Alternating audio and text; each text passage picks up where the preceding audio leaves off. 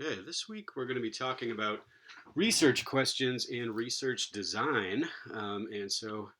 Hopefully you already have some idea of a research area from the homeworks that you've been doing and the literature that you've been reading.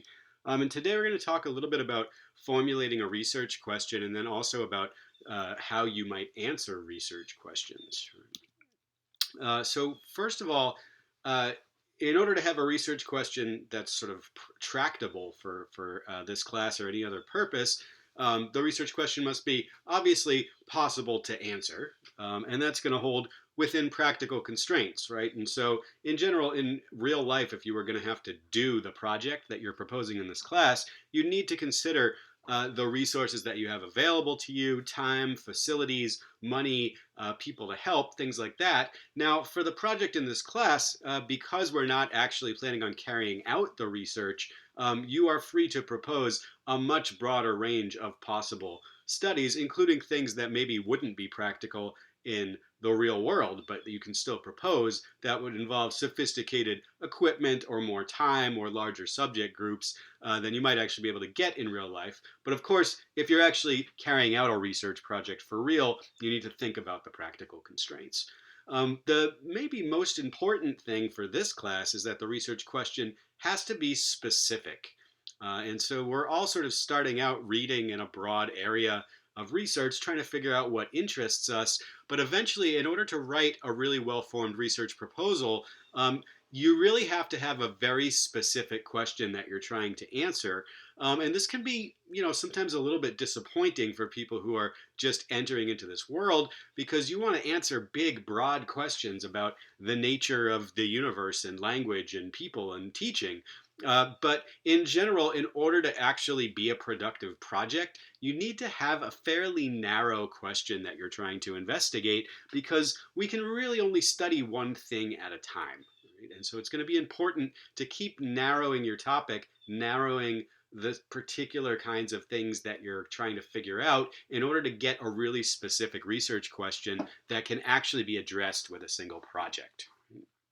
And then, of course, a research question should be something that hasn't been answered before, right? It's supposed to be something novel that you're producing that hasn't been done before, unless, and this happens actually a lot in linguistics, you're taking a question that's been answered before and trying to show that those answers are not actually good answers. So that would be an exception here. It could be something that's been answered before, but you don't really like the answer.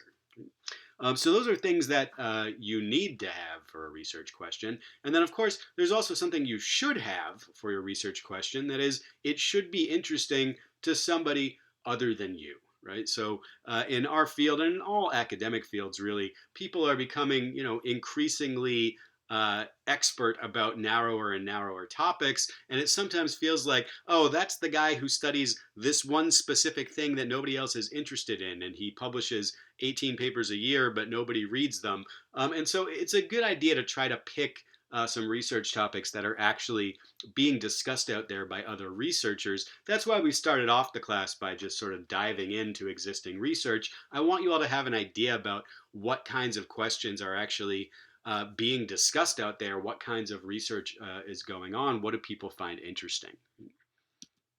So, where do research questions come from? And there's sort of an easy answer and a hard answer. And the easy answer, which is not very helpful, is that they come from long, intense engagement with primary research and practice, where practice could be teaching, for instance.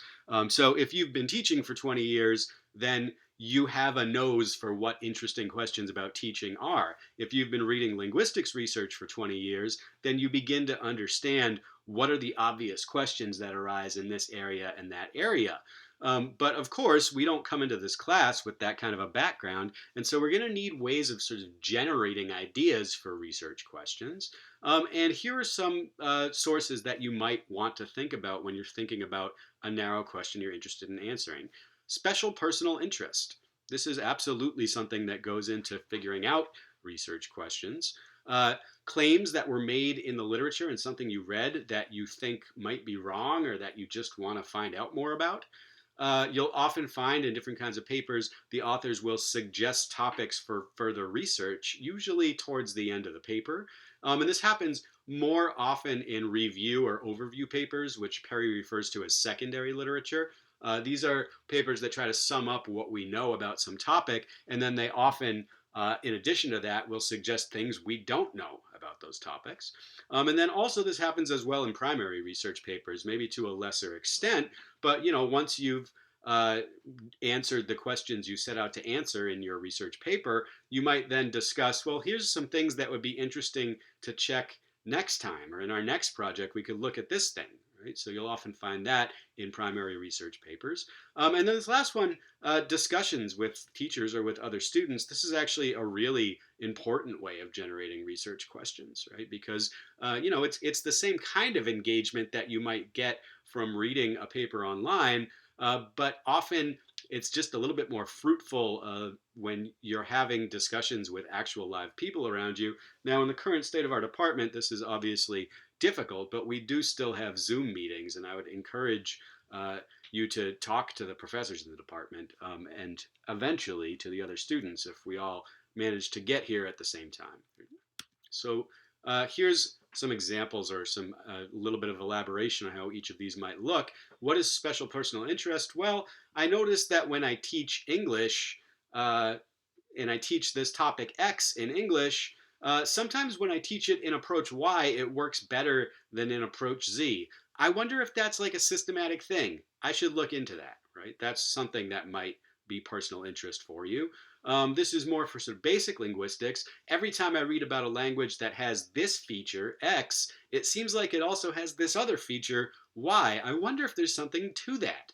I should look into that in more detail. What if X and Y are related? Or I wonder why, when I'm listening to this foreign language, it's so hard for me to tell the difference between this thing X and this other thing Y in that language. Right? These are all, just observations you might make in your everyday life that could all be the spark for generating a research question. Now, these are not yet themselves research questions, but they're the sorts of ideas that might lead you to something more interesting. And this is definitely worth paying attention to. If you find it interesting, maybe it's interesting. Maybe it's worth looking into more. Here's some examples. These are just from papers that I've been browsing through lately, and I was picking out some things that I might zero in on if I wanted to generate a research project. This one is from a paper by Barlow. It's in a applied linguistics paper or second language acquisition. And she says that in contrast to English, the Spanish l phoneme does not vary by context. So this is talking about the realization of a sound depending on which other sounds it's next to. That's called contextual variation.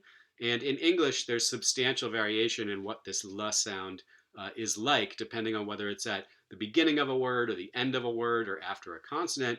And she's claiming here that in Spanish, you don't find that kind of phonetic variation. And that just struck me as I was reading this paper as being extremely unlikely. I bet there's some kind of contextual phonetic variation there. So maybe that's going to be my new project. Maybe I'm going to go out, record Spanish speakers pronouncing this phoneme or this sound in varying contexts, and then measure some of the acoustic properties of it and see whether it's really true that it doesn't vary by context, because I kind of doubt it. Here's from a secondary literature. This is a review of of a phonological assimilation from a handbook of phonology or a companion to phonology. And so she's talking about what we know and don't know about this area of assimilation in phonology. And here's the quote: "One crucial question is whether there's a theory of gestural timing and organization that's both powerful enough to account for gradient changes and constrained enough to account for changes that result in category neutralization.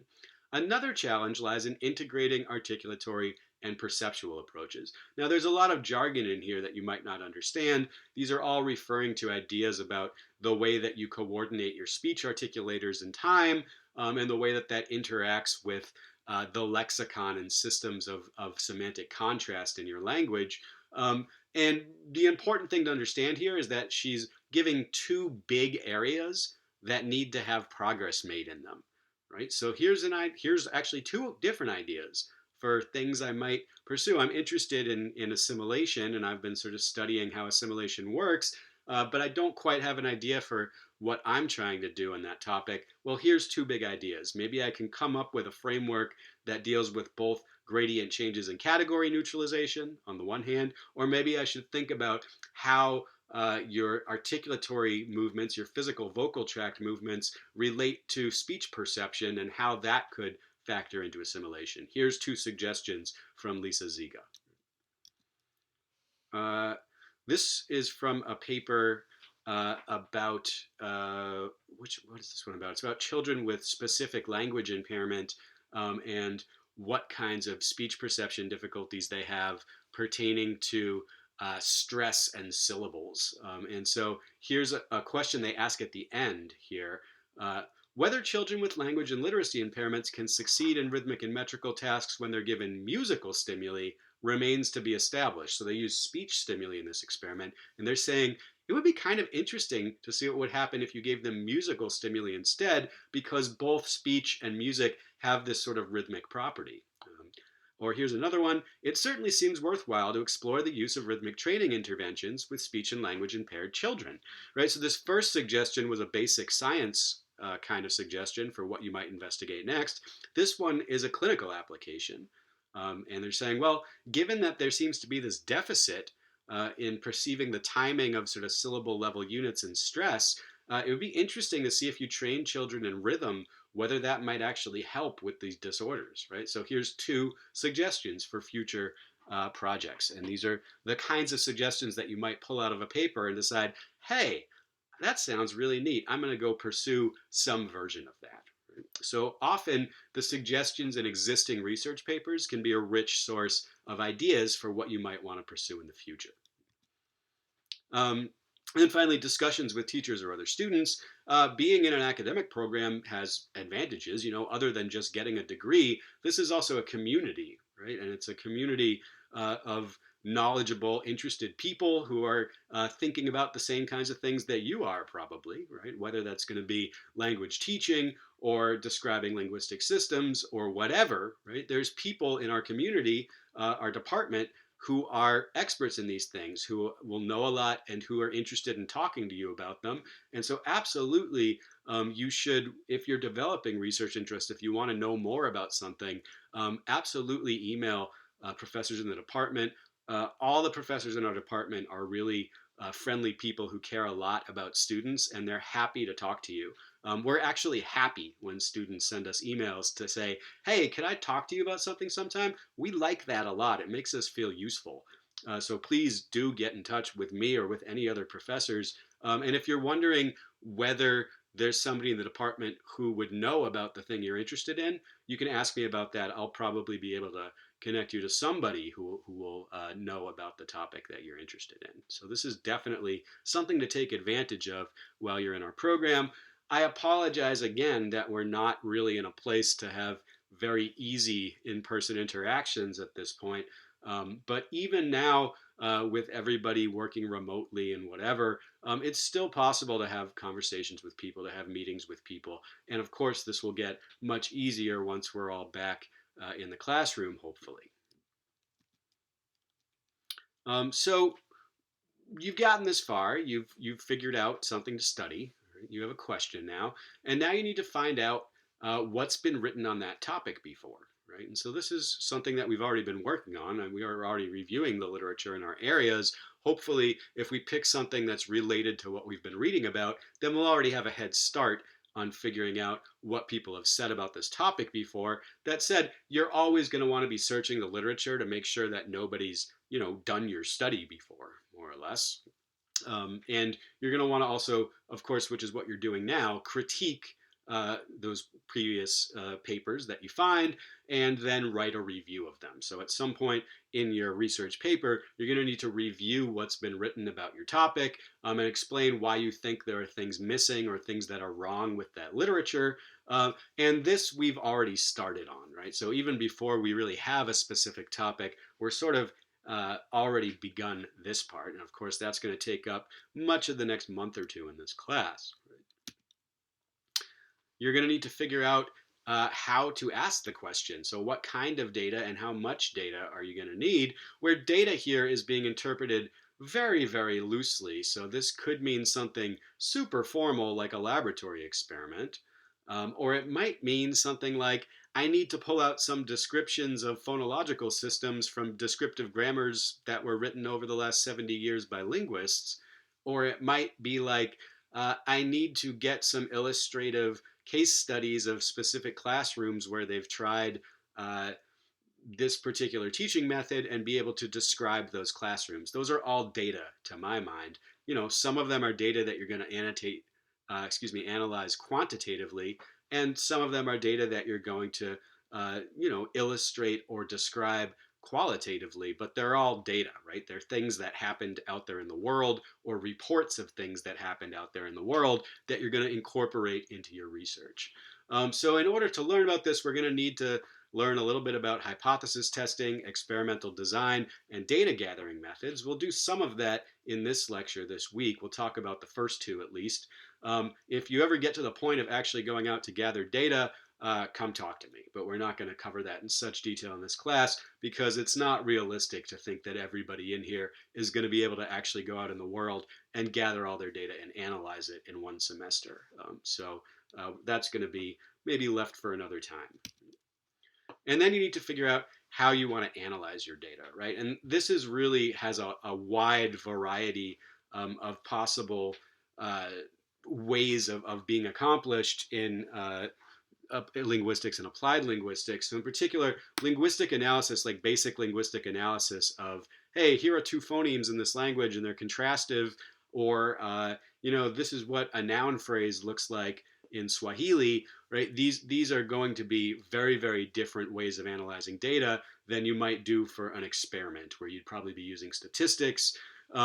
Or you might be using qualitative classification. So I did case studies of all these exceptionally native like second language learners. And then I'm going to classify them qualitatively according to what their motivations are like and what their home situations are like, or something like that. These are all possible ways of analyzing data within the language fields. And this is really going to depend on the topic that you pick, right? So I can't school you in every possible method for analyzing linguistic data. There's just too much out there, but it is worth thinking about what kind of tools you would need to analyze your data when you do gather it. So, where you're trying to narrow down our topic, where are we going to start? Well, talk to your teacher about your research idea. That's part of the reason I schedule in all of these one-on-one meetings. Part of the reason is because I just like it. I think it's fun to meet with students and talk to them about their interests. But also, hopefully, this is productive for you to help get started on this road of picking a topic for the class.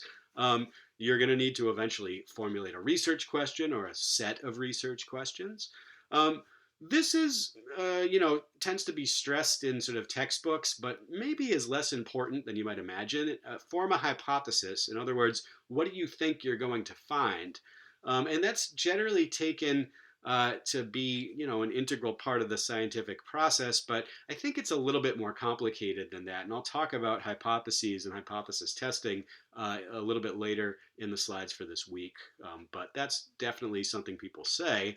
You're going to need to read primary and secondary literature, but not forever, right? So we're going to do a month or two of reading at the beginning of this class so we can get acquainted with the basic ideas that are out there in our areas of research. Excuse me. But you don't have to read everything that's ever been written on your topic.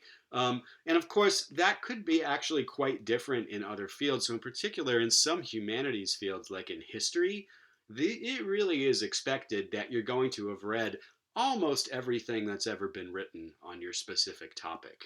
It's a little bit less true in linguistics. It depends. If you're working on something very, very specific that has a manageable literature, like consonant Lanician and Sardinian, which is something I work on, then probably you should have read almost everything that's ever been written about that because it's not that much.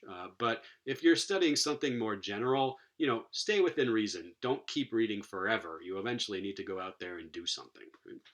Uh, This is true if you're going to actually be finishing your research project rather than just proposing it. You would need to start as early as possible with getting data and analyzing those data. Of course, that's going to be less relevant for the assignment for this class. Writing an outline of a paper is actually a very useful step. And I never used to do this. And maybe it was years of teaching this class and going through this slide that convinced me I should start doing this before I write a paper. And man, it is really helpful to just have a document where you're like, this is what I want my paper to look like eventually. Now I just need to fill in all the content. But it is useful to have that, if not on paper, then at least in your head. What is my eventual paper going to look like? What am I going to be proposing? What kind of data am I going to be using to support that proposal? Outlines are good. This last one, set deadlines for yourself.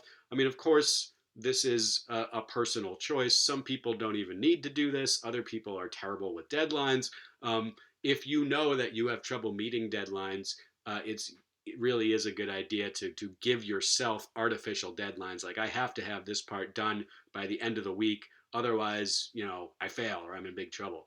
It works for some people. It doesn't work for others.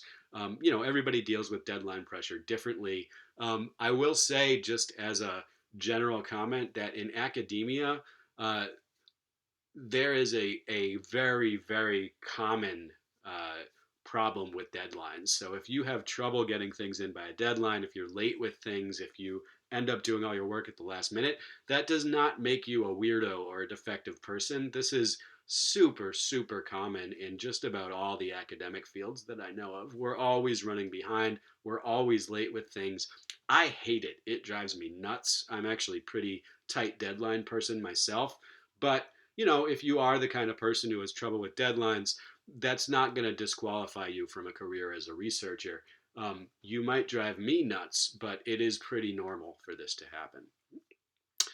This is a good general rule. The more precisely you've formulated your research question and the more precisely you've formulated your hypotheses you're going to investigate, the easier it is to get started with the real work, right? This is going to help in every step of the research process. It's going to help even while you're reading previous research. Knowing what you're eventually going to be looking at helps you sharpen your view of the things that other people have already written in related areas. So it's really a good idea to try to get your research topic and your research question as concrete as possible as early as you can in the research process. Of course, this is a class where we're trying to learn things, and I don't expect everybody to have a perfectly coherent research question right at the beginning of the semester, but the faster you can get there, the easier it's going to make the rest of the work of getting your project proposal together.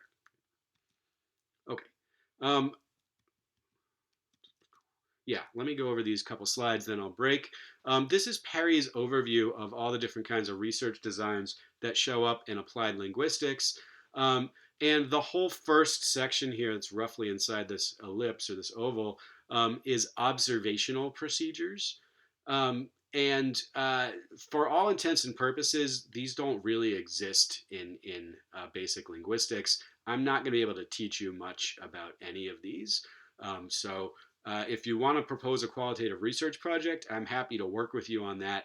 But I'm not going to be able to tell you anything interesting about these kinds of observational procedures because they're just not things that I've been involved with, right? I don't do research like this. I don't read research like this. I don't really know anything about this.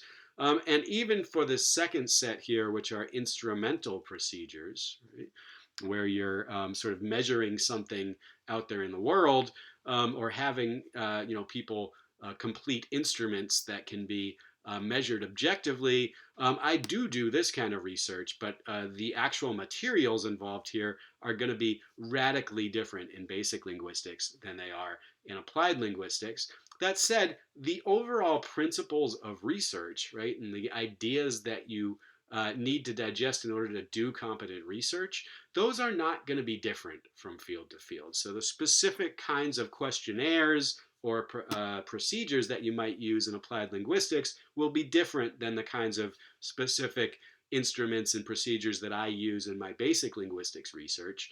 But the overarching ideas of how to design an experiment and how to interpret results, how to get meaningful results, those are going to be the same. And so I will be able to help with shaping any of these projects. But you should be prepared for the fact that if you're proposing something in applied linguistics, I might not be very familiar with the specific content that's going on in there. I'm hoping I'll still be able to be useful to you. Okay, we'll break here.